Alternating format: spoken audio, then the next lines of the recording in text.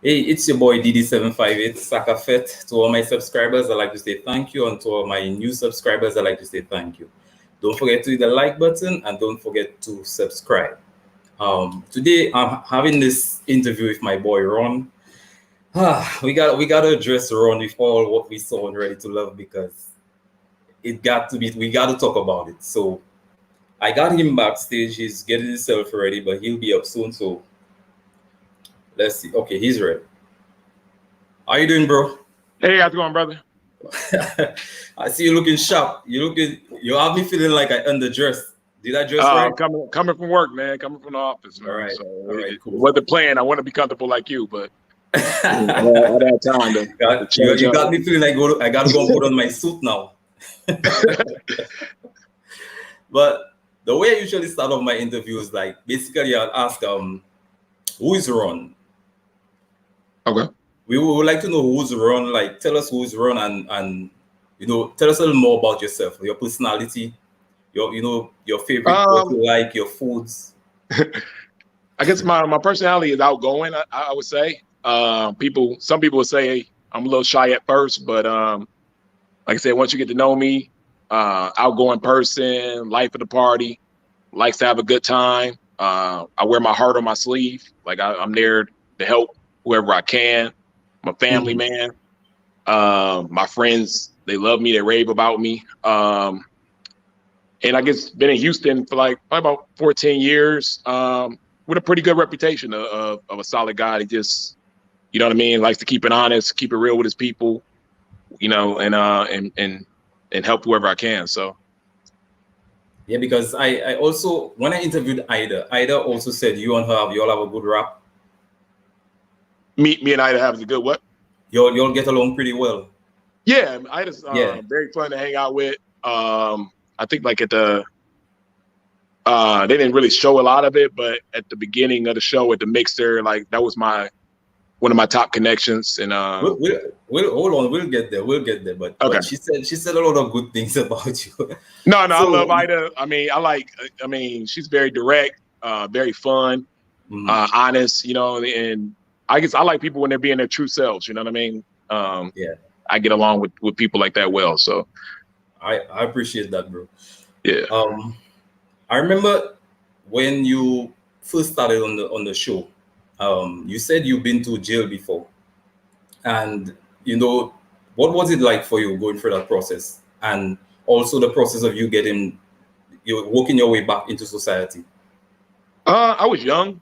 And in Detroit, gets hanging around the wrong crowd. Every teen, gets lost. For a period. I think. What I did learn from it was I'm not built for jail. I didn't like it one bit. I can't see why people go back because when you're there, everybody has the same goal, and that's to go home. Nobody wants to be there. It's probably the most unpleasant place on earth, and it's just sad that so many of us. Are stuck there, just kind of gets in that system, or it's not a good system. Yeah, it's a bad place to be. I knew right then, I didn't never want to go back here. And, just the aspect of your freedom just being gone, taken from you that quick. I never really got over that. Like even to this day, if you want to piss me off, block me in or something, but get me in a situation where I can't really go as I please or I will, and I get really frustrated because it's you just want your freedom. Your experience. Yeah. I guess so. But what helped you process back into society? Like what did you do to make yourself process back into society? Process back. I mean, like I said, I wasn't there that long or anything like that where I had to It was just a very short period. Yeah, a very short period of time. Okay. I had a very strong, God willing, and successful family. I mean, it was pretty easy to get back. But to get on track and make it to college and stuff like that, I owe a lot of that to my best friend. Yeah, he saw something in me at the time that I didn't see in myself, and he went hard for me. Like I said, I was in and out of bad situations. I was working, and he came up one day to my job, told me to quit. He said, "I got everything you own in the back of my U-Haul. You're even going to come with me and see if you can get into the university, or you're going to wake up tomorrow with no underwear. Your choice. And he gave me that tough love, and I went with him, and I begged my way in, and got to studying, and the rest is history. It's better. But I tell everybody, like, I got lucky. Like, it wasn't necessarily, you got to do the work, and you got to have the preparation. But if something would have went wrong on that path, it could have got bad. So lucky to get out. Was he the reason you moved to Houston? No, I moved to Houston once I graduated college and everything like that. I took a job in actually St. Louis, and then they promoted me to Houston. Okay, what college did you go to? Michigan. Michigan. All right. Yep. Michigan State. Okay. So basically, what's the dating scene like? What was the dating scene like for you in Detroit, and what's the dating scene for you like in Houston? I'll repeat that again. You said, what's the the dating scene like? What was your experience like dating in Houston and dating in Detroit? Was there a difference? Well, in Detroit, my story is kind of different because I moved around a lot during high school. I went to seven different high schools in 6 different states. So my dad's job kept getting bigger and kept getting promoted, so we moved a lot. I basically went back to Michigan for college. And dating in college is dating in college. You know what I mean? You're there to study and have fun, and you get in some unique relationships on the way. When I moved from there, I was dating in St. Louis, and everybody gives St. Louis a bad rep on its dating scene, but I had a good time in St. Louis when I was there, young and working and dating out there. And then I moved to Houston, and it was so funny that a bartender friend that I knew, he's like very knowledgeable, and he was like, "Where you moving to?" I was like, "Yeah, I just got promoted. I'm moving to Houston." And he said, "Oh, you're used to these St. Louis women. You're gonna have to step up your game when you move there." And he was right. You're gonna come down to Houston with the big boys. You're gonna have to step up your game because, like, well, it's a place I've never been, but you're making me a little scared to come there and talk to the women there.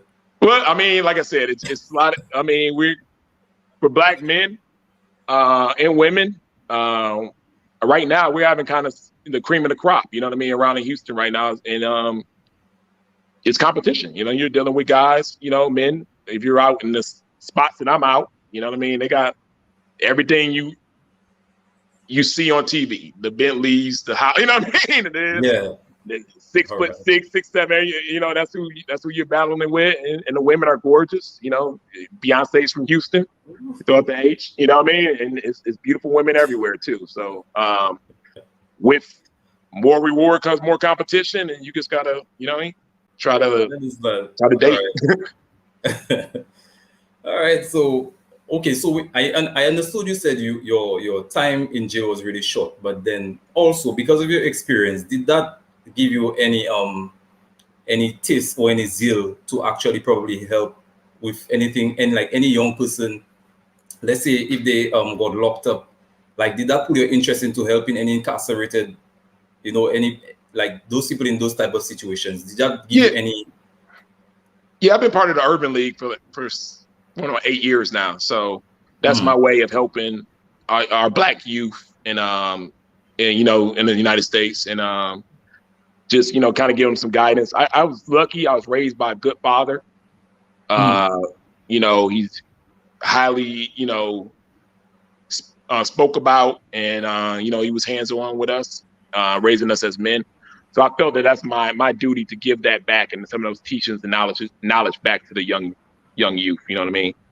And some I've been able to reach, some I couldn't. You know what I mean? But I would never stop that fight, and keep trying to help build out our youth, because that's where the future's at. Yeah, it's very, very important. Yeah. And it's a different eras. You know what I mean? Like, this is more of the social media era.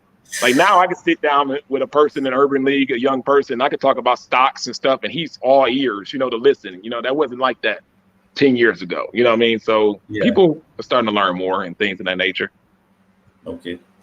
All right, so let's get to it. Let's talk Ready to Love. What made you apply to the show? What made you apply to be on the show Ready to Love? I didn't apply to be on the show.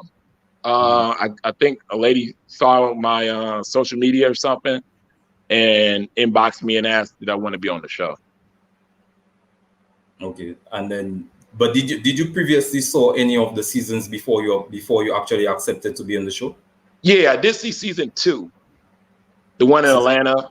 I liked that season. I was a fan of that season. I thought it was pretty tastefully done. I saw bits and pieces of it. Well, I didn't really see the 3 because I was supposed to be on the 3rd one, the resort one, because I was actually picked to be on the show a year before I actually filmed, over a year before I filmed.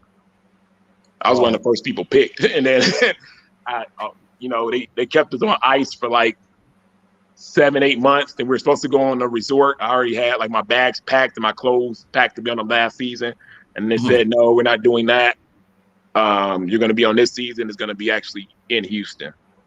And that was like over a year later. So. Okay. So so you got picked and then you accepted and then you started season 4. What, in the starting of the season, which women attract your eye when you were introduced to the cast members on the set? Which women actually caught your attention? Well, you got to understand, you got to put yourself in the mindset of the mixer. The mixer is the most craziest part of the show, but to me it was the most real because they literally, you walk out of one door with a glass of champagne and you're out and everybody's spread out way all over the place talking to a guy's talking to a girl, and you have to kind of go in there and introduce yourself and kind of interrupt their conversation in order to get, some time with the ladies. So it really, that get your go-getter on and stuff. So at first you're just you're like, man, if I got to try to at least introduce myself to as many ladies as possible, or else I'm going to be forgotten by them and they're going to be like, that guy never talked to me and they're going to vote me off. So yeah. So at first you're just trying to talk to the ladies. I saw Chrysanthemum when I first walked in because she was talking to Troy, and Troy I knew, one of the few guys I knew before I got on the show, you know what I mean? So I was surprised to see Troy, and then he was talking to Chrysanthemum. I was like, that's a good looking woman. I saw Liz, and me and Liz talked for a little bit, and then Amber. Amber was walking down the steps. I grabbed her. We went to a secluded place, and we had like a 2.5-hour conversation. They actually had to break us up. So those I think those are about my top 3. So it was Chrysanthemum, Liz, and Amber. For this attraction, I went more. We got to meet more of the girls and talk to more. Then I got acquainted with Ida, and we had a little moment at the mixer, where we were hugging and doing a little touchy, Did she ask you? Did Ida ask you, will you moisturize? Because no, I probably wasn't. It was so cold out there. I was probably chapped from head to toe. I'm not gonna lie about that. Because Ida always got to make sure you moisturize. Because when Ida gonna be direct about you, what you on, and what's going on. I think she called me Bobby Valentino. She was like. Well, I want be honest, you actually have a slight resemblance of Bobby. Nah, maybe, yeah, you have a slight resemblance. Hey, I didn't know. I was just there. Like I said, the mixer was crazy. But can you also tell me about that conversation you had with Andrea, because it was a bit awkward. Yeah, I don't even know why they even posted that. Like, you know what I mean? That was like a 15-second conversation. I wasn't really like talking to Andrea the whole time. Like, I wasn't really interested in her like that. I'm just making my rounds to make sure I said something to at least every woman. But I wanted to let the women know that, I was raised in a traditional family. My dad paid most of the bills in our family. My granddad did the same on his side. So I was letting the women know that, yes, I grew up in a modern dating society, and I do that well too. I also know what a traditional family looks like, and I have that mindset where I can protect and provide, and it's instilled in me from my father. All right, I got you. So, okay, that was instilled in you from your dad. So, would that help you, or would that be one of the key things in you picking a woman or being in a relationship with someone? Is because of what you learned from your It dad? helps and it hurts. You know what I mean? It hurts because, you know, it's old school now. You know what I mean? It's from that era where, as a man, you're taught to supposed to court and, you know, give a lot up front for a woman. And in these days, like I said, it doesn't always work that way in your favor. You're going to take some losses and some L's on, you know, on that approach and things of that nature. Some women are going to appreciate it. Some women are not going to appreciate it. You know, it just is what it is.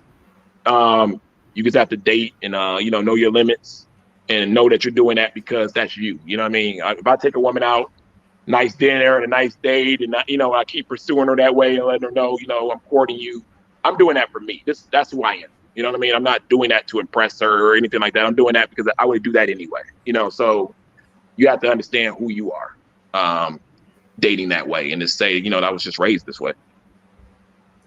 Would you change anything about your experience on the show, and would you ever consider doing Ready to Love again? Let's say, like, in KG came back. They brought him back because of the way it ended up last season. So would you consider coming back if they ask you to come back for another season? And would there be anything you change? Change? Yeah. I came here with an approach, long-term dating. I asked myself, I even asked my family and stuff. I said, you know, why am I doing this? What can Ready to Love offer me? I was already pretty popular in the city. I wasn't looking for anything in film or TV. I had no products to sell to any of these audiences and stuff. My companies ran themselves. You know what I mean? I didn't have anything to promote or anything on that line. So I said, okay, I have been dating. I've been dating well, but I haven't been able to take it to the next level of marriage and kids. Maybe it's my mindset. You know, I'm going to come in here. I'm going to do the work. I'm going to try to date intent. And I'm only looking for long-term relationships on the show. Meaning if I'm looking for kids and she's not looking for kids, I automatically X that woman out. Or if our belief systems were different in certain areas that was long-term in my head and short-term in yours, then I X that woman out. So I was looking for women that I can go long-term with. It was my mindset. That was a mistake. That was a mistake because it's a TV show at the end of the day. You know, they're going to design this as a TV show. You know what I mean? That's the first priority of this show. It's a TV show. We're going to make it a TV show. And if your long-term agenda is not matching up with anybody else's, or it's you're the only one thinking that way, you're going to get hurt. It's just the way it is, you know. Everybody, you know, so you kind of got to think of it as they tell you to date. They tell you to date with intent. They tell you to, you know, take it serious and really try to find love. But it's still a TV show. It's still a game aspect to it. They're still making a show. So you can't forget about that. And I did a lot. I forgot about the cameras. I didn't care about dating on camera or off camera. I was just looking in my own selfish way for my long-term relationship and forgot about the fact that I'm on TV and that this is a TV show and that they have to do certain things to make a show. So that was one of my biggest mistakes, was just my long-term mentality. I thought I was doing the right thing, but I wasn't thinking. So I guess since you said long-term, I guess that's why your focus was on Alexis, looking at long-term.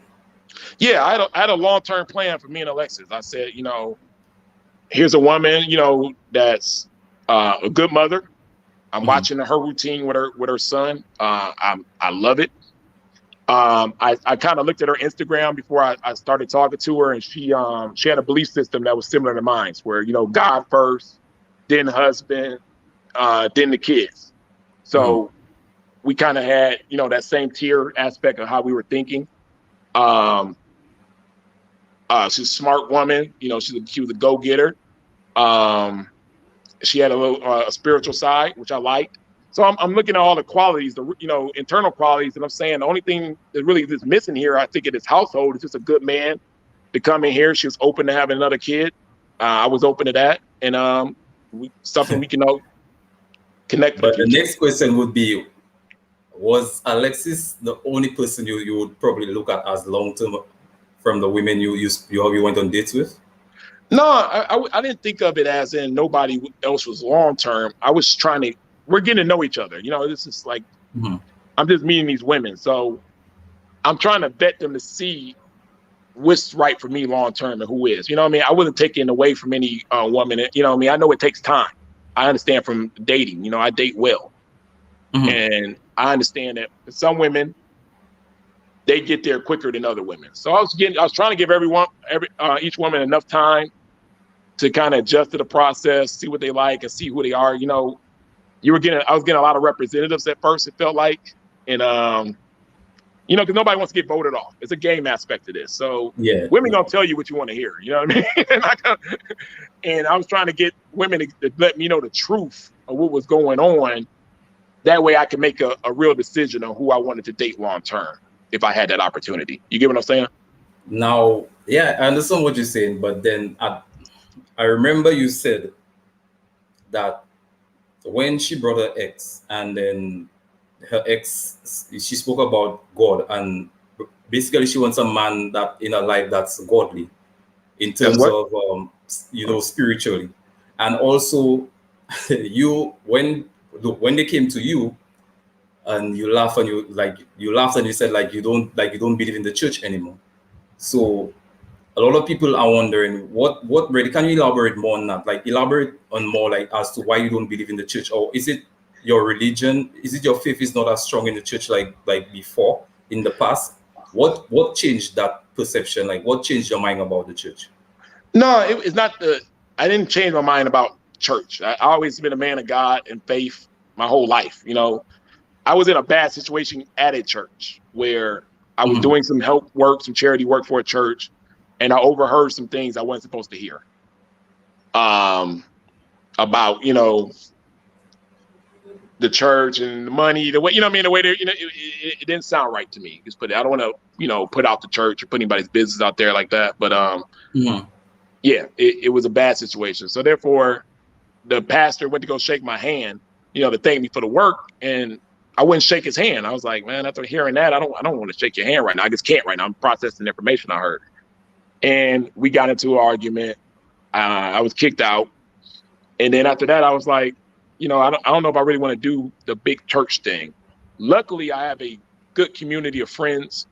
One of my good friends, who actually was the reason I started to talk to Alexis in the first place, is a huge gospel, you know, rapper in the state of Texas. We have a Christian clothing line together, and he said, I got a pastor that does Bible study. He'll come to your house, and then, you know, I mean, you can host there, and you can get your spirituality. You don't have to go to a church, and that's what I've been doing. Pastor Rios, he came to the house. Some of the guys would come over, and we'll do Bible study, and I felt more comfortable with that. I felt that, you know, I didn't necessarily need, you know, a lot of the motivational, you know, things where people, you know, actually go to the actual church. I was getting everything I needed spiritually from the Bible study and doing, you know, having a good heart and doing for others. So I was okay in my spirituality. And Alexis knew all this. Me and Alexis talked about religion every other day. She was sick of me bringing it up. I brought it up a lot because her ex-husband was a pastor. Yes. And I didn't know anybody she dated in between then. So the only relationship I knew of Alexis, even though they were broken up for like 6 years, was him. She didn't tell me about any other relationship in between that. So I'm thinking, okay, he's a pastor. The son, her son, that's his father. So if he doesn't respect me, it's going to be a problem long term in that situation. We were going to have a relationship. So I'm asking her questions to say, okay, you know, is he okay if I'm spiritual, I just do Bible study? Is he okay? You know, what's going on, you know? And we were in agreement. We were in agreement the whole time. She'd been to my house. She'd seen my Bible on the counter with my initial, you know what I mean, my whole name on it. She knew where I was in faith and spirituality. We had one kind of conflict about prayer, but it was a bad communication. When we got that understood, she said, okay, I misunderstood. And we were done with that. I was shocked myself with the religious conversation that we heard her talk with Tommy. That was a curveball to me.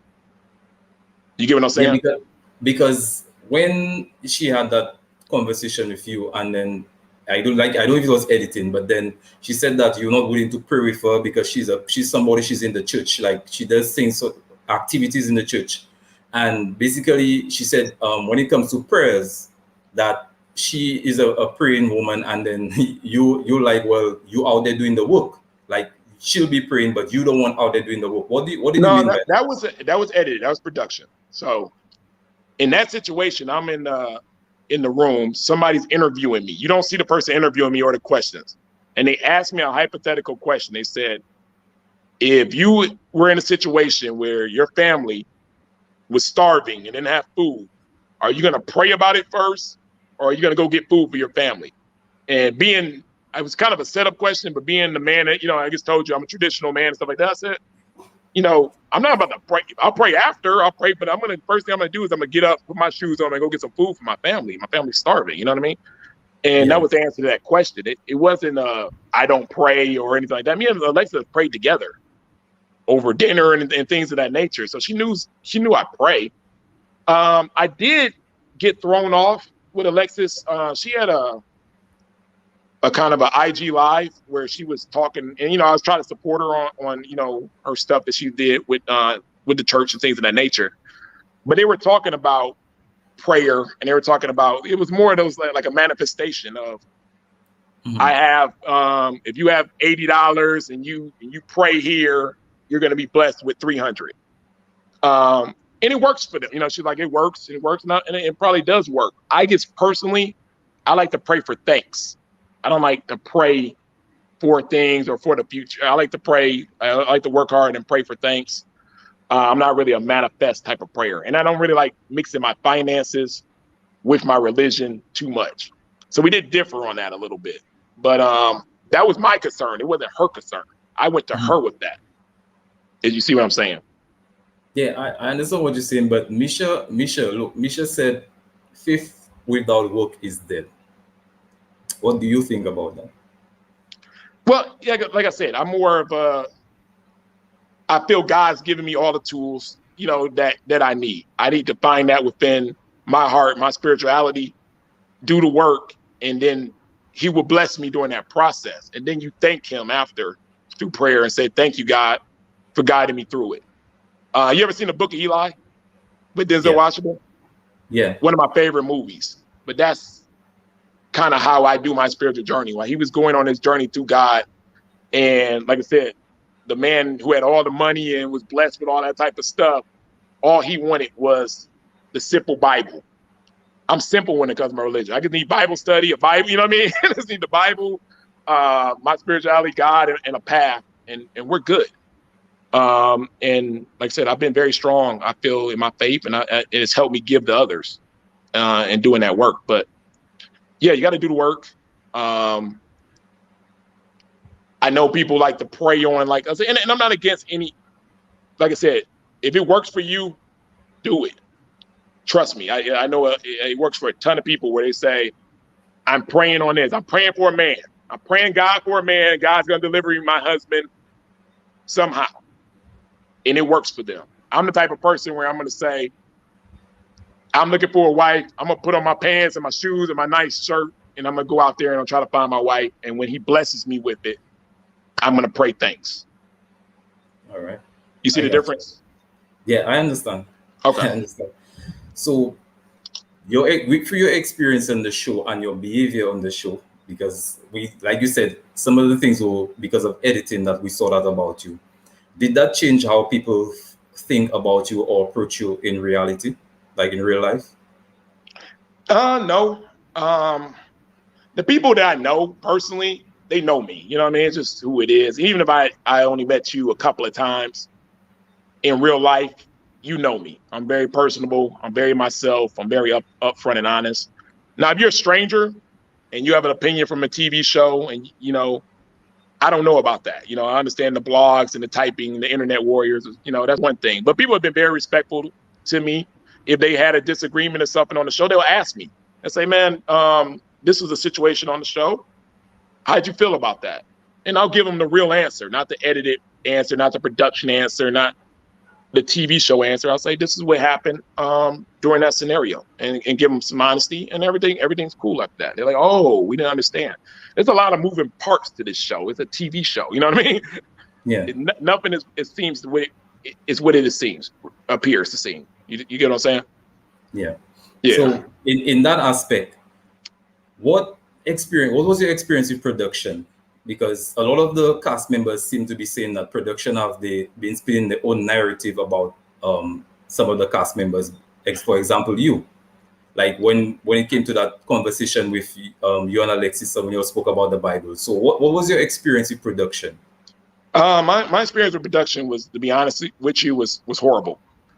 My experience was different than anybody who's ever been on the show, because I got into an actual altercation with production. Wow. And they wanted payback, and they targeted me like it was nobody's business. Almost they pushed it, they took it too far, almost to the point of bullying, almost to the point of really coming at me, like to the point where it didn't even make any sense. They were trying so hard.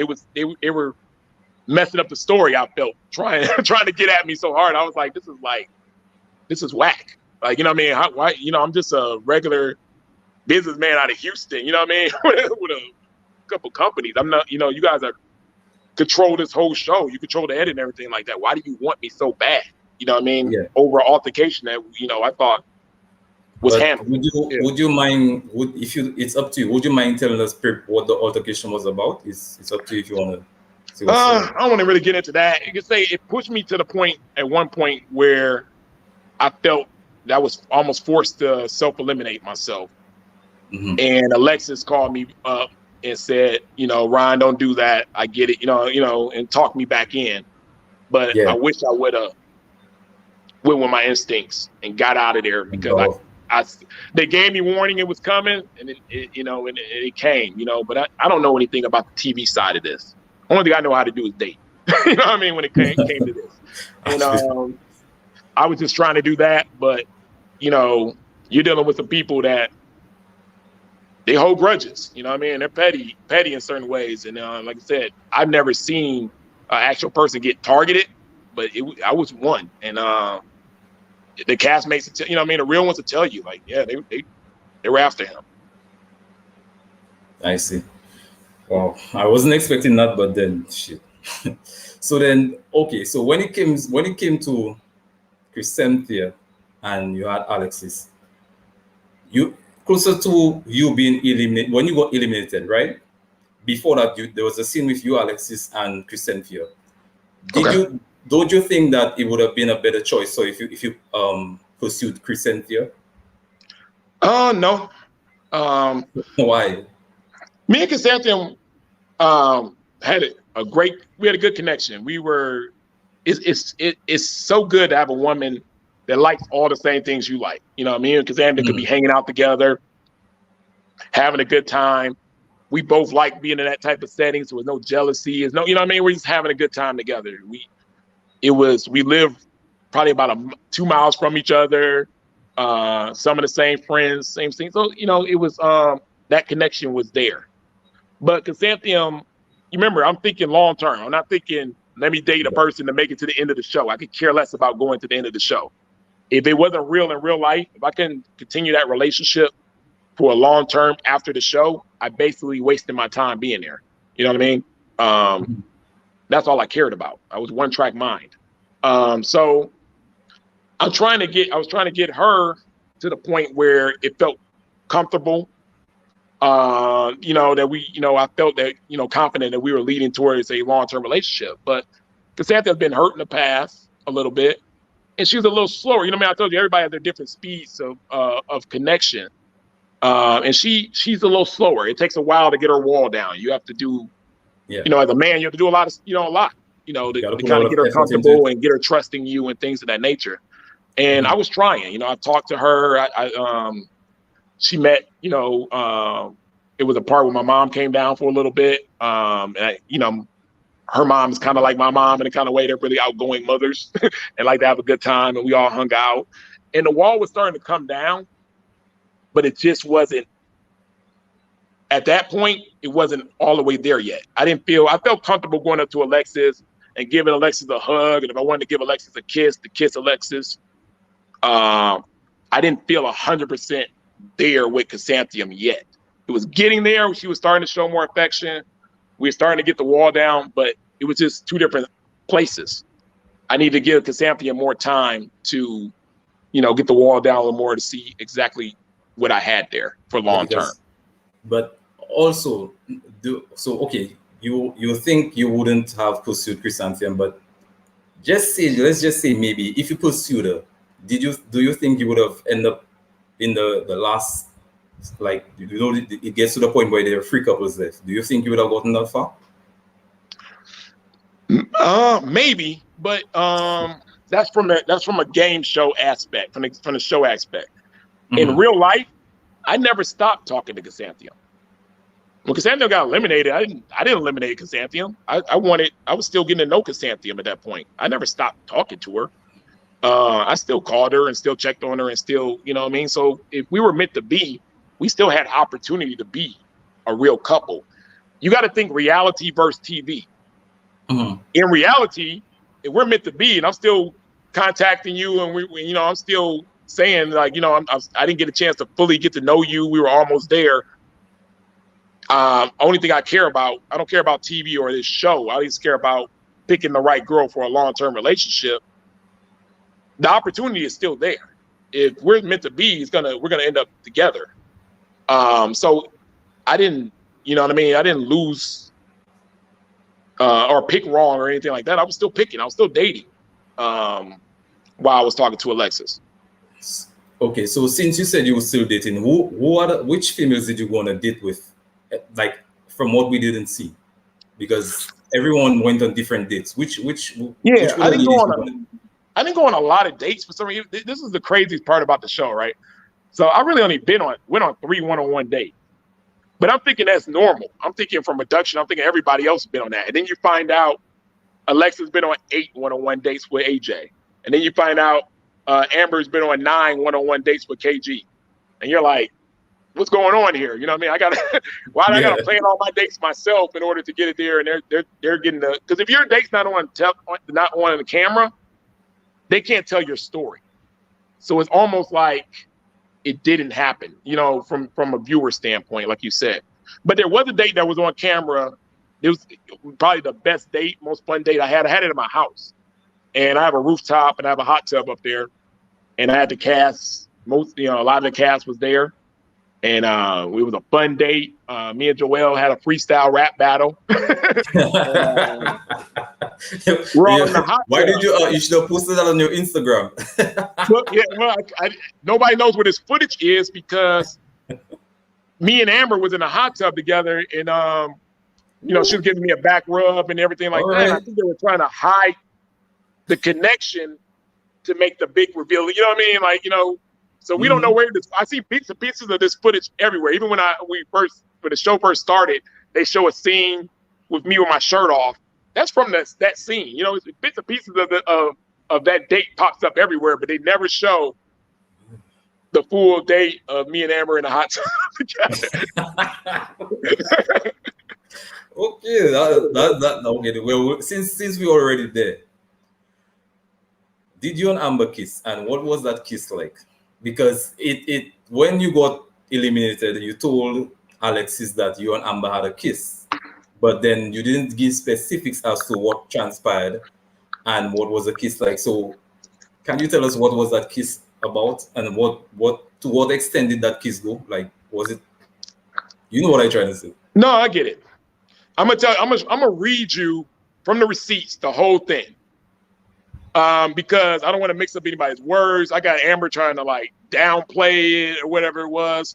And I'm in a different spot now. This was a while ago. So I don't want to twist anybody's words. I'm going to read you exactly, because everything was in text message. We never talked on the phone through call. So this is exactly how this was set up. So you got to understand it.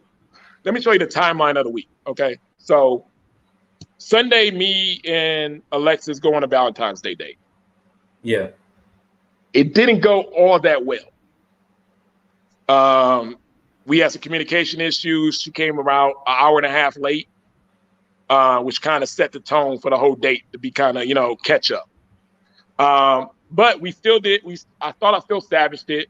We still had a kiss at the end, and I thought everything was good.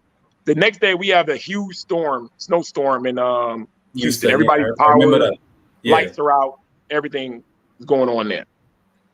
So I have no likes and stuff, and I'm trying to reach out to, Alexis. I'm not getting a lot of feedback from her. You know what I mean? It seems like something's different. Now, I don't know that she just kissed AJ that Friday and that she's having feelings for this guy. You know what I mean? She, child. And you know what I mean? Who the kiss? Yeah. You know what I mean? And she's thinking about this other guy. Yeah, she got some butterflies in her stomach. Yeah, butterflies. You know what I mean? I'm on this Valentine's Day with her 2 days later, and I could tell something's different. You know, the energy is different. But I don't know anything. I don't know that what's going on. She usually tells me everything, and I tell her everything. That was our relationship. But she didn't tell me that. She didn't give me any information about the AJ thing, the kiss, how she was feeling. And that's fine. So come that Tuesday, her and Amber, here, I'll read it off. Amber goes to I was talking to Amber about the Valentine's Day date, and I did do this. This is my mistake. I'm dating both of them. They know about it. So don't act like they don't know about each other. They've known about each other from day one. You were dating both Amber and Alexis. Yes, and I felt like they're friends, but they weren't friends before. I was talking to Amber. Remember, I told you from the mixer first. You know what I mean? Amber was always been in my top 3 from day one. That never Amber, changed. Liz, and Alexis. Well, Amber, Alexis, and Chrysanthemum was in my top 3. I narrowed my top 3 down before any other guy did on the show, and that was my 3 most through the whole time. When Chrysanthemum left, basically my 2 on the show was, Alexis and Amber. They're friends. They got a friendship, a real good friendship around this point. Yes. So I'm texting Amber, trying to get to know her and have a conversation with her. She's sending my text messages to Alexis. So I'm talking to Amber about the Valentine's Day with Alexis, and Amber, I get a call from Alexis talking about, oh, you're downplaying our Valentine's Day date? I'm like, oh, Amber told you. So I was like, I didn't downplay it, really. What I just said was it was last minute. I had to set it up, real quick. It was a lot of work to try to set up last minute to go on a date, this and that. I guess I did downplay it a little bit. You know what I mean? I'm talking to 2 girls. So they're getting a, argument on it. And then I told Alexis, I said, it's funny how you 2 got enough time to share text messages and stuff together, but none of you 2 had enough time to check on me during this storm. Yeah. And she didn't like that very much. So she said, I'm not gonna argue about it over the phone. And you know what I mean? So we got that. So that's on about, let's say that's that Wednesday. So Friday, I find out, she says we have to talk. She calls me. I find out about the AJ kiss. That's what she finally tells me. She tells me, kissed AJ. I'm having feelings for him. He's charming. He's this and that. And actually, I was in a little agreement with it. I didn't mind the kiss because we're all dating. I did not like the fact it took her 10 days to tell me. I'll be perfectly honest with you. Yeah, I was hurt from that because that's a trust issue. We told each other we're gonna kiss. If we ever kiss anybody on camera, we'll tell each other. When I had a date with Amber in my house, I told Alexis 2 days ago. You know what I mean? I was telling her everything. When I had a date with Chrysanthemum, I would tell Alexis. Just keeping everything up front. You know what I mean? Like when you told her, did you go into detail? Like when you did, you were telling her, but did you go into detail into telling her what transpired? Yeah, I told her. Yeah, we from that date that me and Amber had at my house. This is a movie date. I told her, yeah, we cuddled on the couch. We watched the movie. I cooked. We didn't kiss, and we didn't do anything sexually. I let her know that, and she said, okay, as long as we didn't do that, I'm okay with it. And we were good. We were on the same page. So I from that, I was like, okay, as long as I'm not kissing any woman or I'm not doing anything sexually with another woman, I'm pretty much allowed to date and figure out the process for myself with whoever I want to date. And I allowed her the same thing. But with the kiss, I wanted to know with AJ, because that was just our rules. You know what I mean? I felt kind of deceived that it took her 10 days to tell me that, I took you on a Valentine's Day date while you were probably thinking about another man and you didn't let me know. And we've been telling each other everything. You know what I mean? I might have moved different. I might have not. You know what I mean? I might have said, what I would have done if I would have said, Alexis, you just you kissed AJ. You always kind of had a crush on AJ. I knew that. Why don't you take some time out and get your thoughts together and figure out who you really want to pursue? And then I would have went and did my thing. You know, we just took a little break. And then she would have came back to me and said, I thought about it, Ron. I want to pursue you. You know, the AJ thing was just a certain situation. I would have welcomed her back to date, you know what I mean, to see if we can explore and see what was going on in our relationship. But I didn't get the opportunity to do that because she didn't tell me until that 10 days later, that Friday. Mm-hmm. So she tells me we have a 3-hour conversation. It did not go well at all. It was heated. I'm finding out stuff that I didn't know before. Everything, you know what I mean? No representative no more. Everything's out the bag now about about her and all this. But the whole conversation was about AJ. It had nothing to do about religion. We were on the same page as that. Like I said, we talked about that every day. So after we get done with that 3-hour conversation, me and Alexis are done. We're never, you know, we're not gonna be a couple. We're not gonna be together. We probably can't even be in the same room for too long with each other at this point. It was, you know what I mean, we're done. So I'm thinking, okay, I guess I had this heated conversation with Alexis. We're done, but I'm feeling free. I think I'm finally free. Hopefully, the only other person I got left here on this journey is Alexis. Remember the other girls I weren't talking to. I narrowed it down to 3 very early. Mm-hmm. So I went out with some friends and I called up Amber and I said, you know, where you at? And she said, I'm out with some friends too. I said, would you like to meet up? She said, okay. And he said the exact words. Let me get back to the receipts. So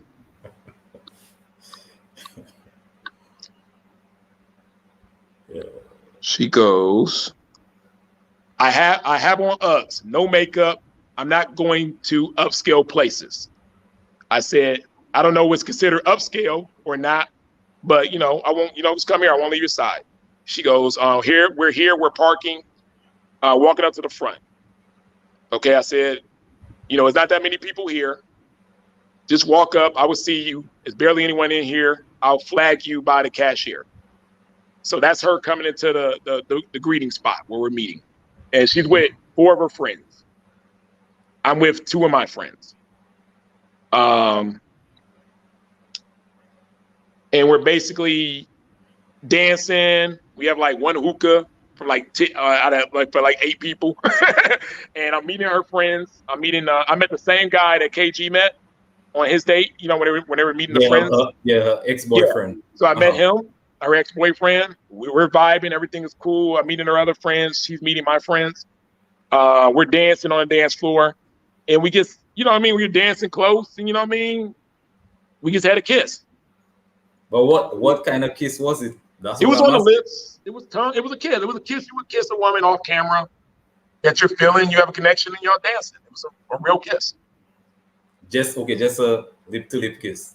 Yeah, lip-to-lip kiss. Yeah, it was a kiss. It was a real kiss. Right?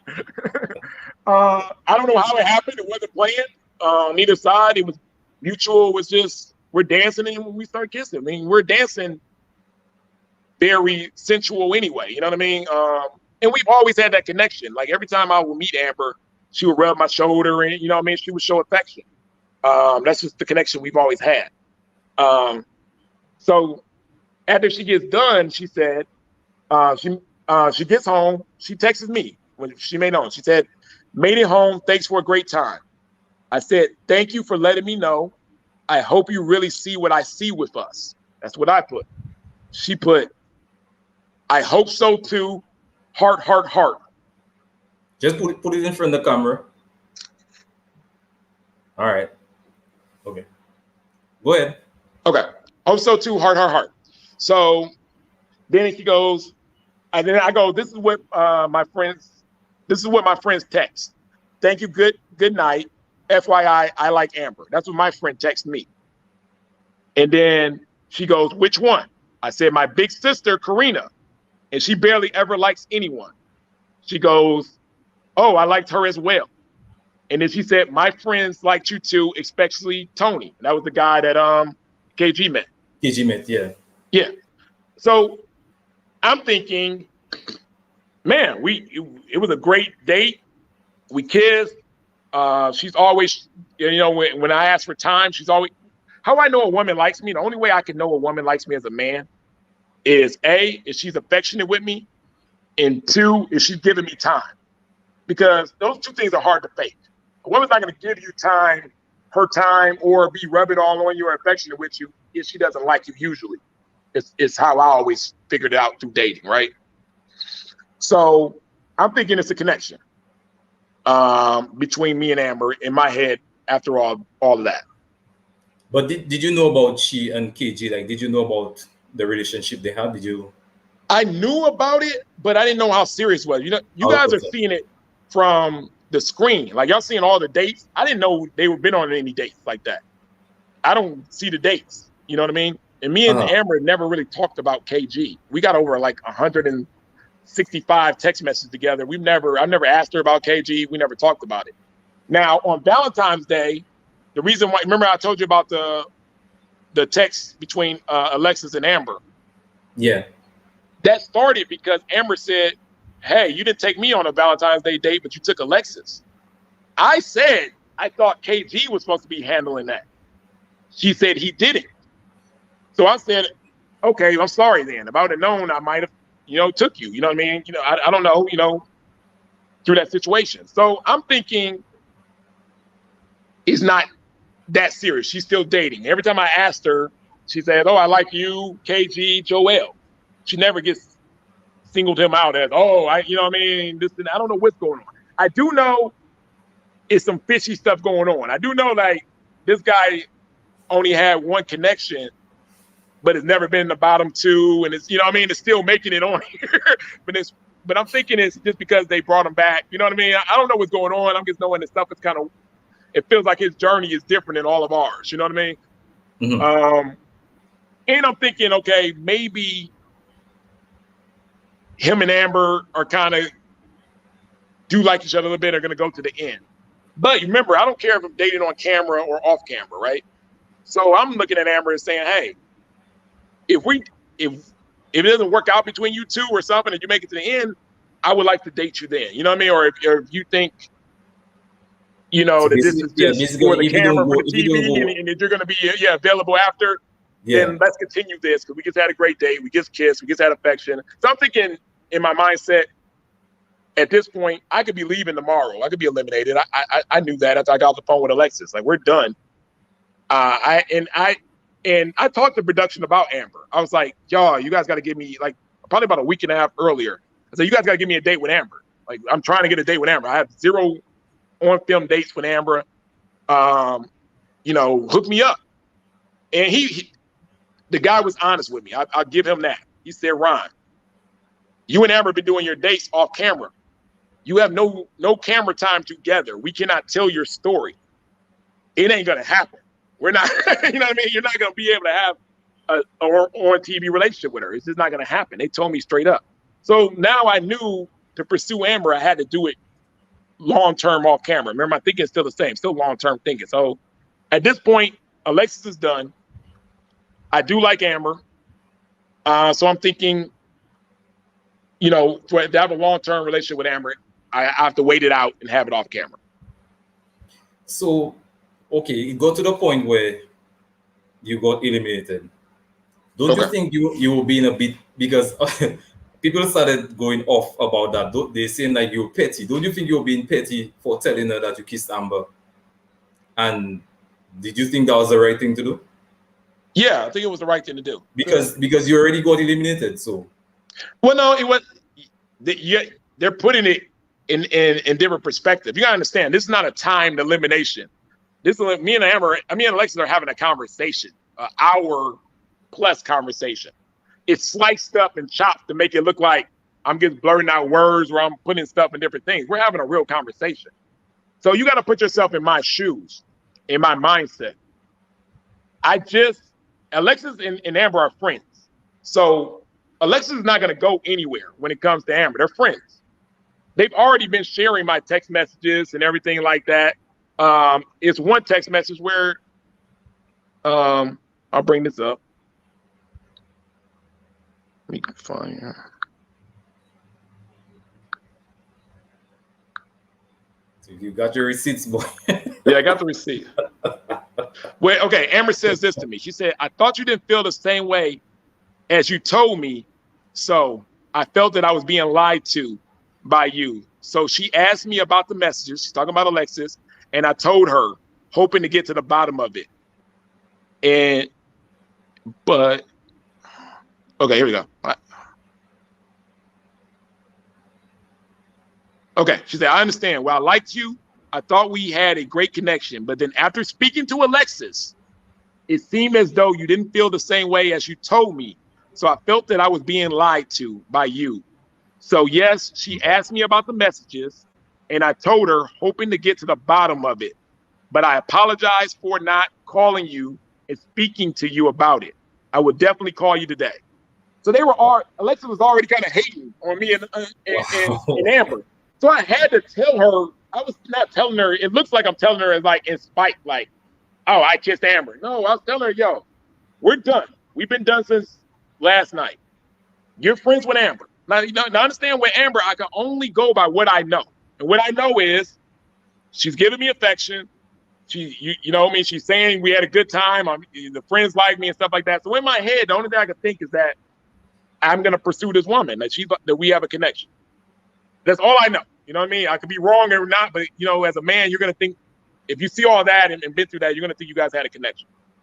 So if I'm thinking I'm going to pursue Amber long term, and she's friends with Alexis, and Alexis has already kind of been butting in a little bit, you know, with the text messages and stuff, I was basically just letting Alexis know, hey, took Amber out. We had a kiss. I like her. I want to pursue her. Is that okay? Can I do it freely without you being mad or in the business or anything like that, you know, to pursue this woman? I'm letting you know, yeah, we had a date. We had a kiss. I felt there was a connection. I want to pursue her. You guys are friends. What happened was after I told her about the kiss, Alexis said, I already heard, I swear to God on everything. Her next answer was, I already know about it. Now, when she said that, I'm thinking she did already know about it because they're already telling each other everything. Her and Amber telling each other together. So I said, oh, okay. And then Alexis asked me, she said, did you kiss her to get me back? And that's when I said, no, you know that me and Amber's always had a connection and I liked her and we talk all the time. And that's when you got that slice part. And then she let it go. After that, we were back to talking about AJ, which was 90% of where that elimination talk was. It was not about religion. It wasn't really about an Amber that much. 90% of that conversation was about AJ. They did not say his name one time through that elimination conversation. They edited it all out. Wow. When I say the term, we were actually thinking it was chrysanthemum and Alexis. That's what we were thinking. We didn't see Amber in the picture at all. No, it was. It was, like I said, it was always three. I was always talking about three. Now, remember, I couldn't give me date time with Amber. I'm asking them to give me, put me on a date. They wouldn't do it. So I had the date at my house that I did myself. And I brought Amber there. I cooked for her. We watched White and Crashers. We cuddled up on the couch. And I got the receipts for that one, too. And then, we were talking on the phone after that. But then after Alexis was out the picture, after that phone conversation the night before, I said, let me give it another try and see if it's really a connection here with Amber. She didn't have to meet me out. You know what I mean? She didn't have to come. I could say, hey, I'm out with some friends. Come out. She came out. We had a good time. And I said, okay, I like this woman too. I want to pursue her. She's giving me the vibes. She's, texting me saying, hey, she's, acting like she wants to pursue me. I don't know if I'm getting lied to or what's going on. I'm thinking that she's, be into me. So I wanted to be upfront and honest with Alexis and say, hey, we're done. I had a date with Amber. We had a kiss. I want to pursue her. Basically, is that okay? Can we do that? Can I have the freedom of doing that without, it being awkward between all of us, y'all friendship or anything else like that? So I was going to tell Amber anyway. I mean, Alexis anyway. I didn't mean to even tell Alexis on camera. I texted Alexis that morning after the date to tell her then. she was in, the deliberation, or I guess, all the stuff we saw with Tommy that morning. I texted Amber that morning to let her know, even though she didn't tell me not to tell. I was gonna let her know. I'm gonna let Alexis know, that we had a good date and a kiss, and that me and her are done, and I want to pursue, you in a way, and trying to be upfront with it. So the only next time I saw Alexis was during that deliberation. Now, that elimination, was it heated? Yeah, it was bad energy in the room. I'll be perfectly honest with that. And here's why it was bad energy. I didn't come in there upset. I knew I was about to get eliminated, for one. I already knew. I bought that blazer I had on. I bought that morning for my elimination blazer. Like, I knew I was about to go home. And I've been ready to go since week 2. Everybody would tell you that. I've been ready to get off this set. Like, nobody's business. So that part didn't bother me. You guys got to remember this. Alexis, when I saw that morning with Alexis and Tommy talking about my religion and my faith and stuff, that blew my mind, because we just had a 3.5-hour conversation the night before that we weren't talking about no religion and stuff. We were talking about sexual stuff and all that. We didn't talk anything about religion. But she had to bring it up in order to make that story sound right. So imagine me just coming into elimination and we just had a 3-hour conversation. So we talked about everything. So there's nothing new to come up. And I'm just ready to go. And then she starts attacking my religion out of nowhere. And I'm like, where is this coming from? Like, we talk every day. You never mentioned it. She had one line where she said, I'm looking for a spiritual leader for my son. Yes. It blew my mind. I was like, you should have said, why'd you waste everybody's time? If you would have told me that day one, I would have told you your son as a pastor, as a son. As a father. I'm not trying to take his position. I'm not a spiritual leader for the household. I'm just a man of faith. I'm like 90% of the other guys out here who believe in God and handle their business. Like, I told you I'm not that, I'm not going to be a pastor or follow, So why would you waste all our time? And you're pursuing AJ, who's none of these things. Me and him are not that far apart. We're kind of similar people. So imagine, I'm starting to get mad because I'm like, where's all this coming from? I don't understand that she just said all this stuff to Tommy to try to make it seem like my elimination was about religion. It wasn't about AJ. Let me tell you the truth. My elimination and my problem with Alexis had 100% to do with AJ and AJ only. AJ took my girl. I'll take the L. Straight up. He took her. Done. Like, Oh my God! So okay, Mr. Tall, because she said, Mr. Mr. Makes you feel a certain type of way. You know what I mean? He brings me in. And she's right. I wasn't doing none of those things. I only had one date with Alexis on the thing, and then the Valentine's Day date. I didn't have enough dates to romance her. I didn't want to do a lot of side dates with her because I knew she had her kid and she had a busy schedule and stuff. So even though I was side dating with other girls, I didn't do a lot of side dates with Alexis. Wow. So I took accountability. I was like, maybe I was thinking too long term, like I said, and I didn't do what I was supposed to do in the short term to kind of keep the romance up and kind of keep that going. And AJ came in and did his thing. You know what I mean? Like, I congratulate the guy, you know what I mean? Like, where I'm from, that's okay. Yeah, Mr. Tall, dark and handsome with the Rick Ross beard took your girl, huh? He took her. But, you know what I mean? Now that I see, like, the show and stuff like that, I didn't know that. I knew that she always had attraction and liked them, but I didn't know, like, they were, you know what I mean, that she was all over him like that. Like, you know what I mean? I would have never really pursued, like, you know what I mean? Yeah, you wouldn't have pussy you up. All right, you spill some. I didn't know. I thought it was about the religion, like she was looking for a spiritual person, somebody to be. We talked for 3 hours back there. That's what she told me about the kiss. She said he's charming. He's doing this.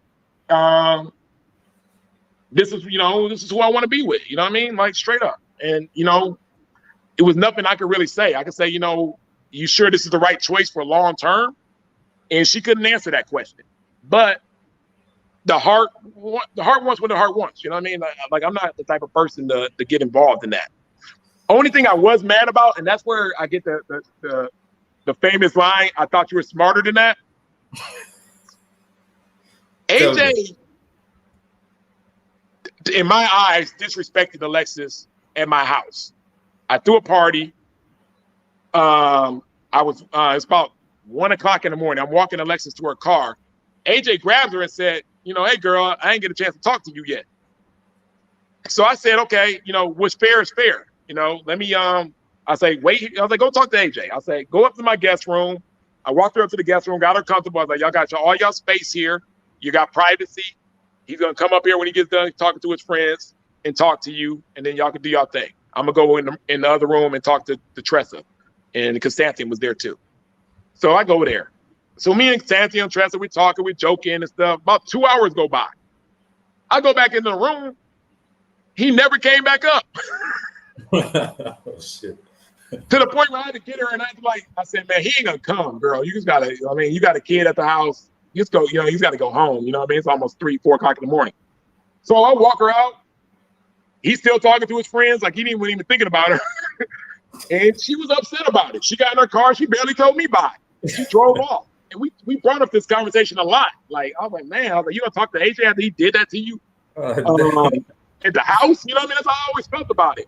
So when she chose him, I was like, this guy was not checking for you 3 weeks ago. I'm talking to you every day, I know.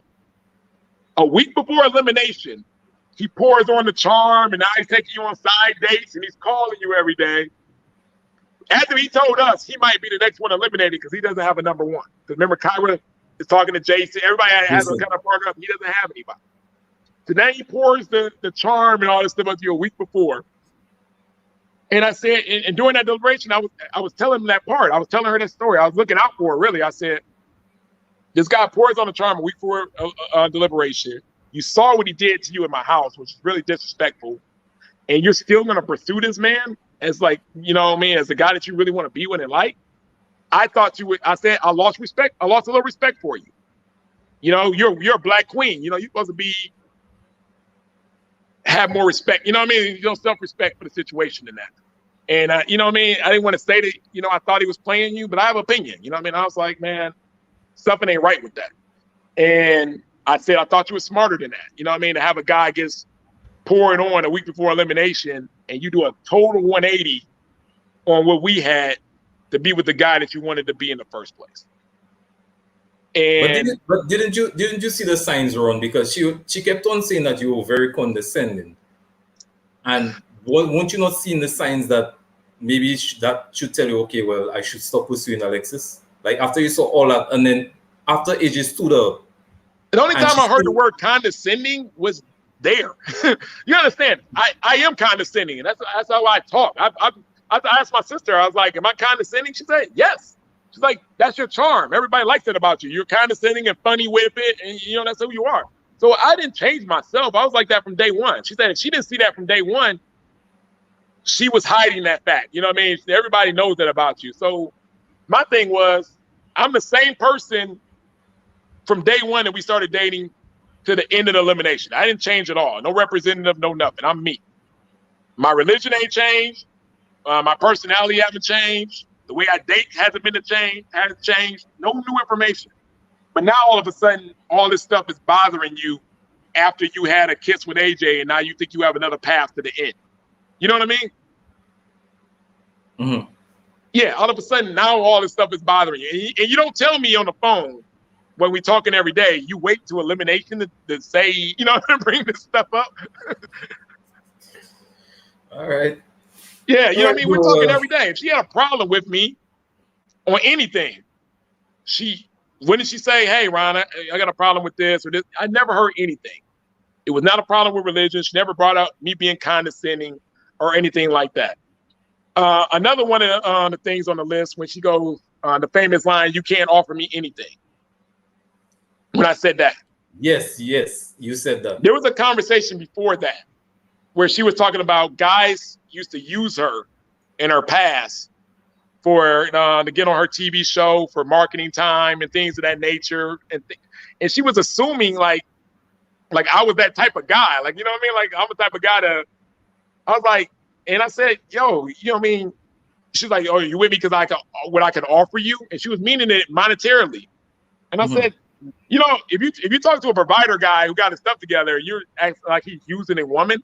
The first thing he's going to say is get defensive. He's going to say, no, girl, you can't offer me anything like that. And after that, I said, what did you mean by that? You know, I was mad. I was like, what did you mean by that? And what they did, they cut it out. She explained. And she was like, I meant this, and that, because she knew she messed up. And we actually got that that situation under control. They just didn't show it. They just wanted that clickbait. That, you know, you can't do anything for me. No, she said something that made it seem like I was using her for monetary, like I wasn't a man, like I didn't have my own stuff. Like I'm the type of guy that like sleeps on your couch or something. You know what I mean? I said, no, you can't offer me anything. Like, what did you mean by that? I was like that. I said that they have on it. I said it right after that. I said, I was like, what do you mean by that? And she explained it, but that was the situation. If you put me back in that situation, I'm going to answer it the same way every single time. If you put me in that situation where you think I'm using a female as a man, I'm going to get defensive 100% of the time. That's who I am. You know what I mean? Yeah, I understand, because I feel the same way if women, like somebody put me in that situation where I feel like the woman say I'm using her, because I don't want to be known as that guy. And it's a pressure button for some women, like the audience, because a lot of women have been used by men. Let's keep it real. You know, we're black men.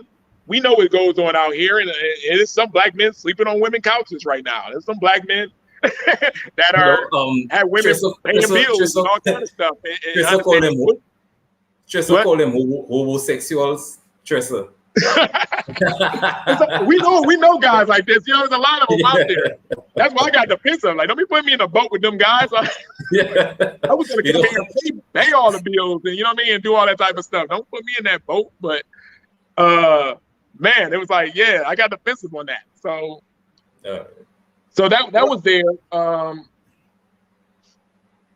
Another part after this was crazy when she was like, her deliberation. Now I understand when they showed her. I think this was old. After the elimination, they show her saying, "I'm glad he showed his true colors to acknowledge something, so I can make a decision." I was like, "Make a decision? We were done the night before. You know what I'm saying? How that phone conversation ended. It was over. There was no decision to be made. If Alexis didn't eliminate me during that time, I would have had to eliminate myself. What I wasn't going to do, I wasn't about to battle AJ for Alexis. We were done. Yeah. Well, hey, you can have her. No, you can have her. No, you can have her. You know what I mean? Imagine me at the retreat with Alexis. We would have to go on separate sides of the retreat. Like, it was, and they weren't going to let me date Amber like that. So I was going anyway. I knew that. I had no camera time with Amber to tell our story. Me and Alexis was over.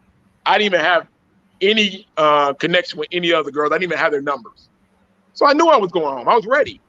So that whole thing of, he was mad because he was getting eliminated and stuff, like, no, I was happy. I threw a party after my elimination. I went out with Cassandra and Stacey, we threw a party. You can ask them. I feel you. So, okay, so you got eliminated. You're saying right now you're saying you explain the reason that it came out as you were petty. But people in the comments are still saying that you're spilling tea because you're still upset about it, or you felt bad about it, that you were played by Alexis. I spilled the tea on what? What tea did I spill? No, like you spilled the tea on that the whole scenario basically with AJ, what happened in the room, and you saying what happened with Amber, you and Amber. And like they were saying, like some people in the comments are saying that they still find you a bit petty, like you give out too much information, which I don't find you are being petty. I mean, you just tell your experience. Yeah, I can only go with the information given me. When the information given me at the time was, I don't know about the whole KG thing like that. Last thing I knew about KG was he missed Valentine's Day, and then I got asked why I didn't take her. You know what I mean? These are all on receipts. So I'm thinking there's an opening with Amber. You know what I mean? We're talking. We never stopped talking. You know, we've been talking from day one. So when I took Amber out, we had a connection. I'm thinking I'm going to pursue this woman. Her and Alexis are friends. I had to tell her. There's no scenario where it goes down where I'm not going to tell her. Prime example, freaking frat, Chris, Stacey, and Cassandra. Stacey and Chris. Yeah. So let's say 10 months from now, I link up with Stacey, and me and Stacey have a kiss. You know who I'm going to tell? I'm I'm gonna tell Chrysanthemum, because even though me and Chrysanthemum are not dating and we never kissed or anything like that, I still don't want to be awkward in between me and Chrysanthemum, because I know she's gonna be around there with Stacy. You know what I mean? So I'm gonna let her know, hey, I ended up kissing Stacy. Is it okay that I talk to her? I know you guys are friends. I know we talked a little bit. You know what I mean? Is that okay? And, you know, see what's going on. If not, if she hears it from somebody else, it could be awkward. And, you know, I'm trying to pursue this person. You don't want it to be awkward with that person's good friend. You just don't. So that's just how I handle the situation. There's no right or wrong way of doing it, but I'd rather be out front. I was being up front about everything up to that point. I wanted to keep on doing that. I didn't want no awkwardness if I decided to date Amber, if we had a connection later on between me and Alexis and Amber. It's better just to tell Alexis straight up, you know, this is what happened last night. Are you okay with it? And she was fine. I knew she liked the AJ anyway. So, you know what I mean? She was good. We didn't have no problems with that. This whole Judas and all that stuff, that's acting. It's acting. Alexis knew everything about me and Amber. Let's see. Okay, so what do you mean by when you told me at one point, she said, if you don't pick me, pick Amber. Out of her own words, her own mouth. I put that on everything. So she knew about me and Amber, you know? But let me ask you that question. What did you mean by divine masculine energy? Because that's the first time I heard that too. Okay, what I meant by that was, remember I just told you, the only guy I knew that, the last guy I knew she dated was, in that household, was her ex-husband, the pastor. So imagine a woman been doing it on her own, not on her own, but basically been a single mother. There's been no relationship that I known of up to that she told me about. So 6 years of no man in that household. She's working every day. She's paying the bills. She's taking care of her son and things of that nature. I was saying, like, it hasn't been, you know, you've been raising your boy, but it has been a masculine energy in that house 24/7 for 6 years. You know, being honest, you know what I mean? The conversation before that, we were talking about something. We're having a full, now all this is in context. We're all having a full conversation.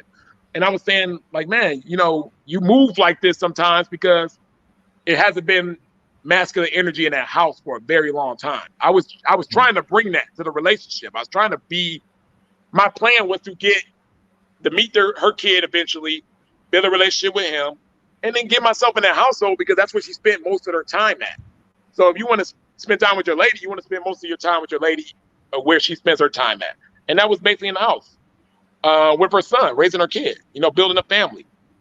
So that's basically what our conversation was about. I was just being honest and saying, hey, it feels like, you know, it hasn't been nobody there for 6 years and masculine. You've been moving like a single woman. You've been moving like a woman that don't need no man. You've been moving. I mean, you've been moving like this. And I was letting her know, I'm a man. I'm trying to do my part and bring, you know, what I'm trying to bring to this relationship. And some aspects you're not letting me. You're not used to having a masculine man around 24/7. And I was being honest. Okay. Yeah, because when you said that, I was like, what? I just wanted to know, what did you mean by that? Yeah, okay, because it's all clickbait, so it just makes it seem like I'm blurting this stuff out. It wasn't just blurting it out. We're having a full conversation, because me and her, and they didn't show a conversation. They just show me blurt something out, chop cut, her blurt something out, chop cut, like back and forth. It wasn't that. It's an hour and 20-minute conversation that we're just flowing and talking to each other, getting it going. But we're letting each other know about each other's faults. That was part of the conversation. That was it was. I could say it was a heated, you know, kind of, but we're just letting each other know what's wrong with the other person. And that was just the back and forth part about it. Okay, that's where I brought up the part about the validation. I did bring that up. Yeah, I felt that her saying, like, she only liked me because I picked her as number one. I was like, what did that have to do about it? I was like, I didn't pick you as number one. We had to number it out for the show. I was still dating everybody. Like I was like, it's the point where I'm talking to the ex-boyfriend in that part of the show. And shout out to him. He's actually a good friend of mine now. My birthday party. But he says to her, he said, you know, you're a great girl. I don't know why you don't see it all the time. You know what I mean? You have to do all this extra stuff with the Miss Fly, you know what I mean? Like just be you. Just be, you know what I mean? Like you're good the way you are. And I felt the same way when he said it. I was like, man, I didn't want Miss Fly or this. I wanted the 36-year-old good mother who I thought was a ride or die woman that was gonna have my back. All this other extra stuff, I'm like, where is it coming from? Like it almost feel like she just needs this validation. Like even like with AJ's 6'6", 6'5". Alexis is 5'1". I tower over Alexis, and she would call me short at 6 foot. I need a taller guy. I'm like, for what? Does that validate you, or I mean, does it make you like? I never understood it, but I brought it up and saying, man, I feel like you need a lot of validation all the time, or like you got a chip on your shoulder of not. And she said this, like, you know, I was never the girl that was picked first. Some of these other girls were picked first before me and things of that nature. And I was just basically like, let it go. You're great the way you are. You are. All the extra stuff is not helping. It's not coming across. I understand what you're saying. Yeah, you think it's coming across the slide. That ain't. You're not naturally that person. You know what I mean? You are who you are, and you're good at that, and you know, be that person. You know what I mean? Yeah. So basically, you wanted her to be who she is. Yeah, stop looking for validation. That's what I was attracted to. That was enough for me. It really was. Like when you say, I was looking for a real woman. I wanted loyalty. I wanted a ride or die. I wanted somebody that I could start being a long-term relationship with. I didn't need Miss Fly. I didn't need trophy wife. I didn't need this. I was thinking very practical. You know what I mean? All right. I got you. So what is your dating life like right now? Like since being on Ready to Love, you off the show, are you pursuing anyone, or are you dating I'm dating again. Like I said, what I learned from the show was I thought I was doing something wrong. I really did. That's why I was dating with intent on the show. I was trying to date long term, and I forced all that on me. You know what I mean? And it was probably to my mistake. And I went back to the basics and said, you know, just because I'm 40 and never been married, it doesn't mean I'm doing something wrong. I'm dating, I'm making connections, I'm doing it slow, but I'm doing it the right way. I haven't made any mistakes. Let me continue to do what I was doing before. I was happy. I was learning, and that's what I've been doing. I've been dating. And have you been on any dating websites? Oh, I was on the dating websites before I've been on the show. Like I tell everybody, spread it out. You know what I mean? I tell my own sister and stuff like that. It's tough out here to find a long-term relationship. You need to be on every site, situation, TV show, anything you can that they're talking about finding you a partner. You need to put your eggs in every basket. Don't just put your eggs in one basket. Go out there and try to meet as many people as you can until you find the right person, I would say. All right. So is there anything you want to tell us about, like the Ready to Love viewers and fans? Anything you want to tell them about the show, other than your experience? Like, would you advise anybody to go on that show? What advice you would give people if they probably decide to go on Ready to Love? If you're going on the show, know what you're going there for. Don't be like me and it was like, I'm just going to do it. You know what I mean? Like, you don't have a real reason. It's a TV show. It's a platform. It is what it is. You know what I mean? You be specific of why you're going on there. Stick to that. Have a reason. Have a real reason. Because at the end of the day, they're going to make it a TV show, with or without you. You're a body. You know what I mean? It's all about the show. It's not necessarily about your experience. Your experience ain't special. It's what they, want to perceive for the audience. It's entertainment. And that's what it is. Like when I tell the fans, I give the truth. Like I want to give my truth. Like that's why I'm on interviews and I got receipts and I'm showing this. I just want to give you my truth. But a lot of people are not interested in my truth. A lot of people just say, hey, we want the entertainment. We don't want the tea. We want to think a certain way. You know what I mean? It makes us feel better. And for those people, I understand and I'm okay with that. Be entertained.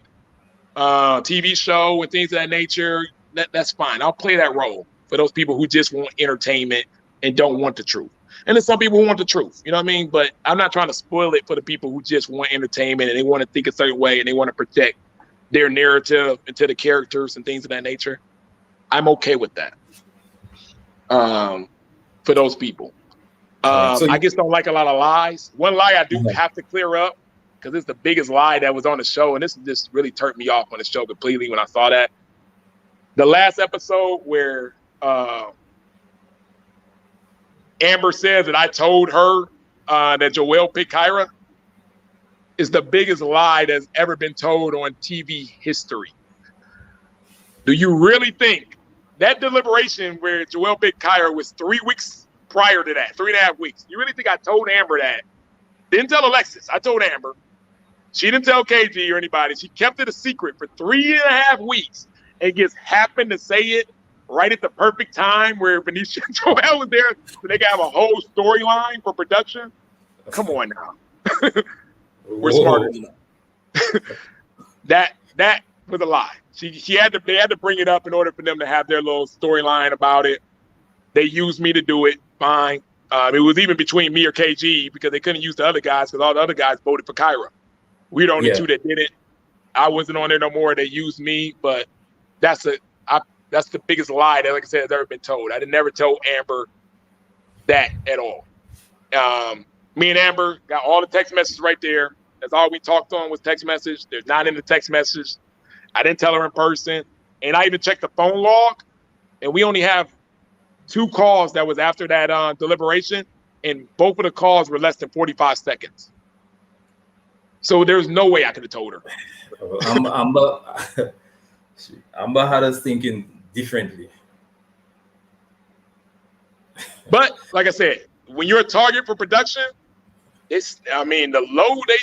will snoop low, man. It's ridiculous. Like it's grimy. And that part I didn't know.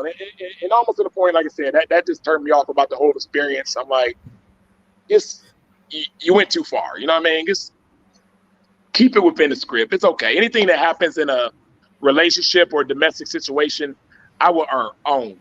And like I said, I do want to take some accountability. I'm trying to. You know what I mean? Like, I didn't mean for the conversation with me and Alexis to even be heated. Like I said, we talked 3 hours before, the night before. We were fine.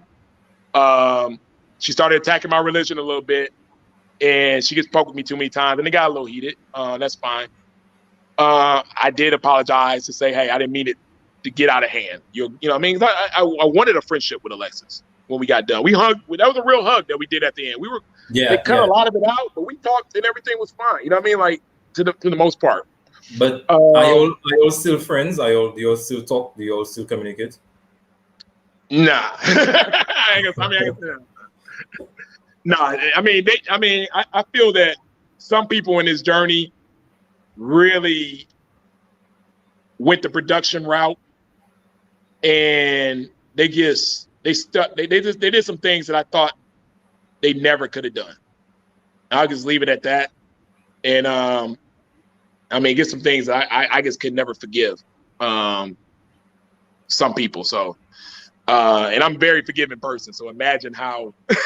No, but bro, you have to. I understand what you're saying, but you have to forgive and just move on. No, I feel that some people made their choice. You know what I mean? I hope them success. I hope they get a spinoff, or I hope they get their own show, or I hope something comes from it. But I feel that I've been nice to everybody. I mean, I've bought food and drinks from my own money. I've taken people out. I've treated people's friends good. I've done all of the above to try to be a good person to everybody. And if you're going to step on my throat in certain situations for own personal gain or whatever, I don't want to have nothing to do with you. I'll be perfectly honest with you. I'm not talking about Alexis in general.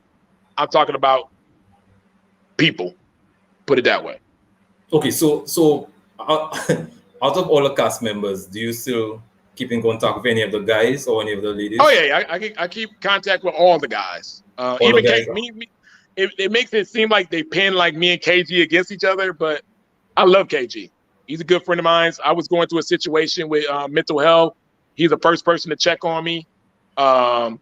My phone is always open to him. Good friend of mine. I'm just very direct with KG. You know what I mean? I don't handle him with like meat gloves. When I have, a issue with KG, I go up to KG and say, "Hey, man, I have an issue with this," and then we work it out as men, and then it's over. But yeah, we're very good friends. Okay, so you mentioned mental health. Could you explain to us like what really transpired that you have to take care of your mental? Well, I got in a car accident Sorry to hear before the about that. reunion, and I hit my head. I didn't know how bad it was at the time because I hit my head. I shouldn't have been filming. I shouldn't have been around people. I should have got help. I tried to get. I tried to talk to production and stuff and say, "Hey, I hit my head," and things of that nature. But the show had to go on. You know what I mean, and things of that nature. And I put myself in a situation I should have been in. After it, I found out I had a concussion that whole time. I had high anxiety, high stress. I was on medication. I reached out to production for help with my mental health. My castmates, the guys, they looked out for me. You know what I mean? They checked on me every day. So shout out to all my men castmates. And I'm working on it. I'm getting it better, day by day. But yeah, I never should have been at the reunion in a situation with a concussion, going through that with my car accident. And sorry to hear about that, bro.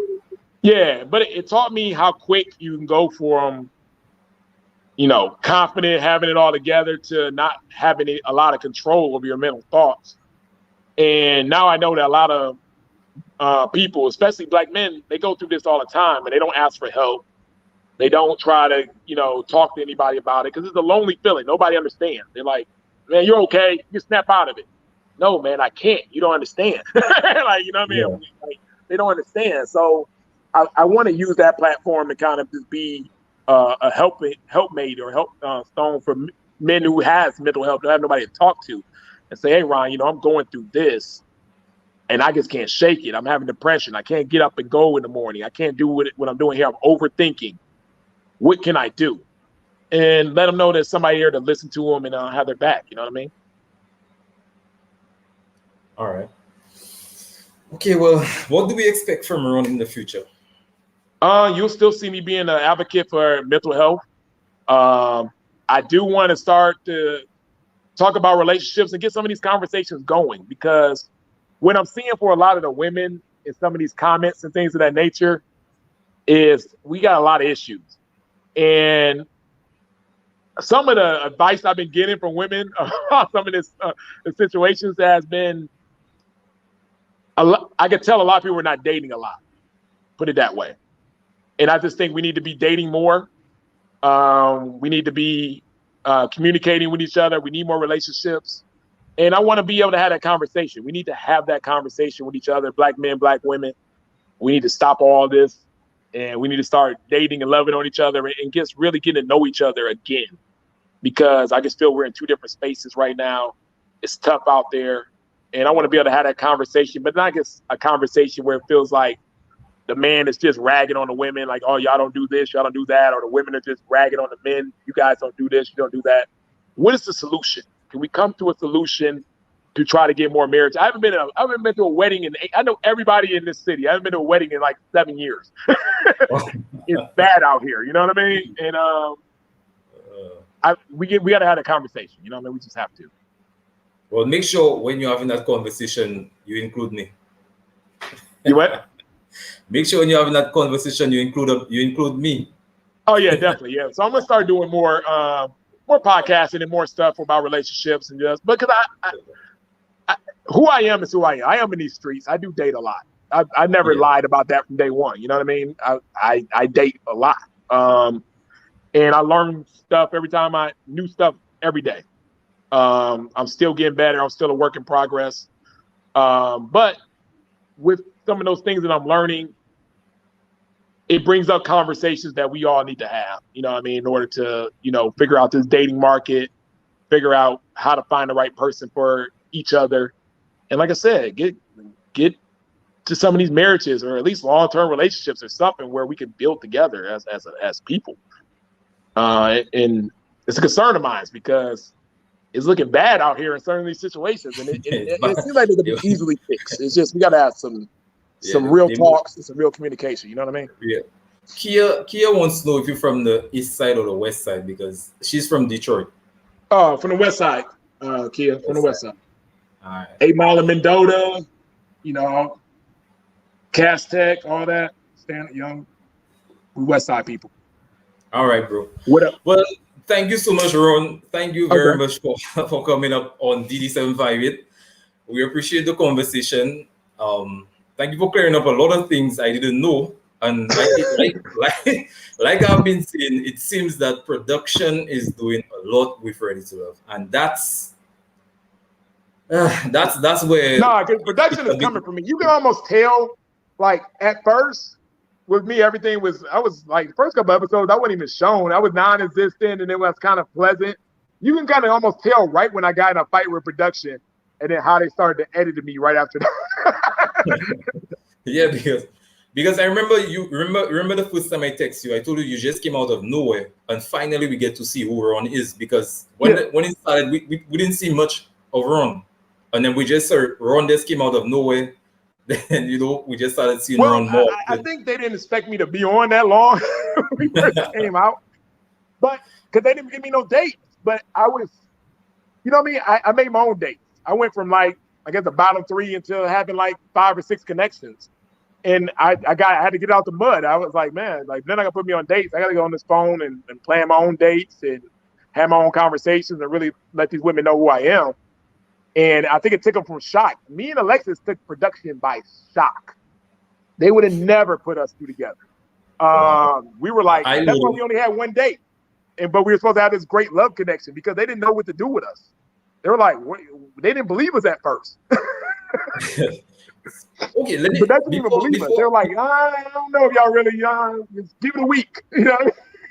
And then they're like, okay, you guys are not going. You guys really like each other. Then they finally put us on that golfing date, but they didn't believe us. Yeah, that golfing date was a little heated.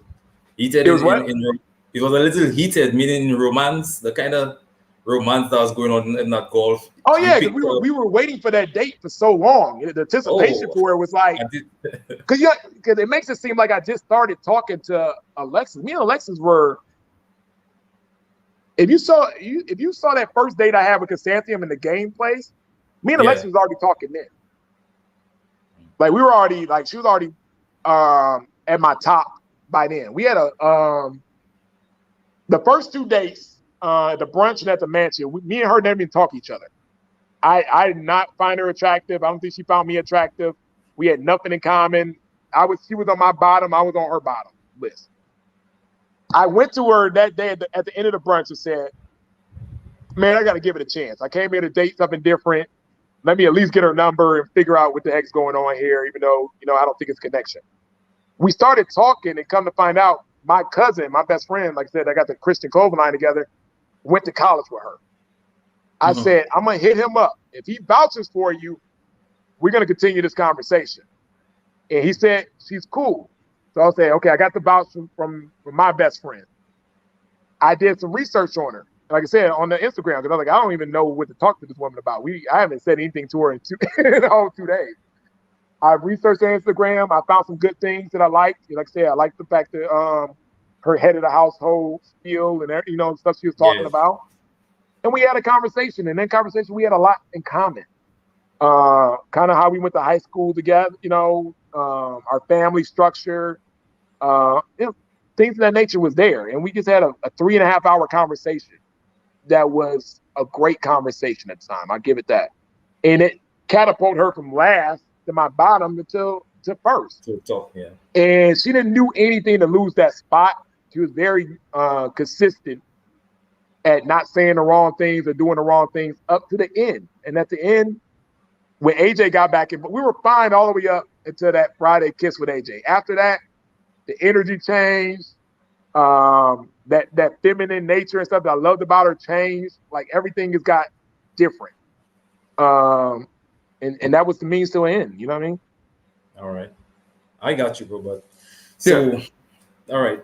To all my subscribers, I'd like to say thank you. To all the people in the chats, I'd like to say thank you. Don't forget to hit the like button, and also don't forget to subscribe. But Ron, we appreciate you coming and telling your story. And like definitely. I say, I'm sorry to hear about your accident and also your mental health, because mental health is very important. No, it's And very important. Like I said, yeah, the I am Ron Freeman. That's my Instagram. Like I said, any guys that's watching this or they know anybody have any issues with that, I can really help because I've been through it. I'm going through it myself. I'm working my way through it. I'm making progress. Let me help others too. It's what I like to do is help people out. And I'm here for you. I'll listen to anybody for no matter how long on their situation to try to get them, their mental health back on track. Because he's right. It's very, very important. okay, so just shout out your Instagram. You shout out your Instagram. Is there any other platform? Okay. My Instagram is I am Ron Freeman. My Facebook is I am Ron Freeman too. You can add on. You want to make. People make comments all the time on how they feel. That's fine. I'm gonna stop pretty much addressing them because it's just I don't have time anymore. And I'm kind of I'm just kind of over this whole process of the show thing. You know what I mean? It's time to get back on track and do what I love to do and all the stuff that I like doing before we started the show. Like I said, love all the fans, and I've been getting a lot of support too. I appreciate the support. I appreciate the women that are free thinkers. They're not just you guys, like I said, you got some people that just robots. They're just looking at the show and they're seeing the clips and the edits. They're not getting it. And then you got some women that saying that's clipped it. That looks like that's, edited bad. And that is obvious to some people. But I like a woman that's a free thinker and that can think for herself and things of that nature. And they've been very supportive. And like I said, I love all the fans. Like I said, I love the mean ones too. You know what I mean? Go ahead. I'm a big boy. I can take all the heat. And, I like constructive criticism. But it's hard to have people got to understand it's hard to take accountability. And it's hard to have constructive criticism when the edits are just that bad. You know what I mean? Like when you're looking at the screen and you like the conversation and go nowhere like that. There's no context to anything that they're bringing up. And it's like, how do I even claim all of this? You know what I mean? Without the backstory, you know what I mean? It's just hard to do. So keep that in mind when you guys are giving some criticism or you're trying to tell me to take accountability for certain things. You got to know the backstory. There's no context in the show. They're trying to push your buttons. They're hitting you with a clip. They push your buttons, and that's part of the drama. That's part of the show. But keep in mind, there's a backstory to everything. There's a story, conversation, everything leading up to everything I say. I'm really happy that you want to you willing to take the criticism and you're willing to take the accountability, because there is a cast member, boy. I don't even want to mention his name, but I don't think I'll get an interview with him, but he's supposed to have an interview coming up with Little Black Book, hopefully, because he rescheduled. But then I'm really interested in that interview as well, because some people just don't. I'm the type of person I'll always love accountability. I love it to death. Like I would take advice off a bum on the street if it was good advice. You know what I mean? I like hearing from people. I like giving their point of view. I like learning and getting better. But you gotta understand, this is Ready to Love. It's a TV show / dating, and you get mixed up. You're thinking reality in your head, but the truth of the matter, you're on a TV show. And some stuff that I thought was really real and some connections I thought was really real, come to find out they weren't. And it's like everybody's still trying to match you up. Like, oh no, you need to go talk to chrysanthemum, or maybe you should have gave this person a chance. You guys got to understand, there's only 10 women on this show. Yeah. My match wasn't there. It just wasn't. I thought so. Halfway through that, you could not tell me no difference. I wasn't going to find my wife on that show. I was sucked in deep. I ain't going to lie to you. I thought, man, I was like, I've never met 3 women this great in my life and this and that. And then you find out, you don't know them. You're just getting there representing them. You don't know these women. You don't know what they're about, what they're here for, anything. You're just caught up in the whole exotic, lust world of dating on TV and everything that goes with it. And when when you find out, it goes downhill fast, sometimes. And I just want people to know that, I gave it 100% my all to try to find somebody, and she just wasn't there, and I'm okay with that. I agree. Yeah. And also, you have an interview with Little Black Book 91 tomorrow. Yeah, I know. So guys, tune in. He did an interview with me, but then he also has an interview with Little Black Book 91 tomorrow. So also check him out on Little Black Book tomorrow, guys. All right, Ron, we out of here on free. Okay. We just going to say peace. Well, we're giving them the deuces because we out. We out. We're just giving them the deuces. Thank you, brother. I appreciate you for using your platform. I had a great time. You're great. I appreciate you. I appreciate you. All right.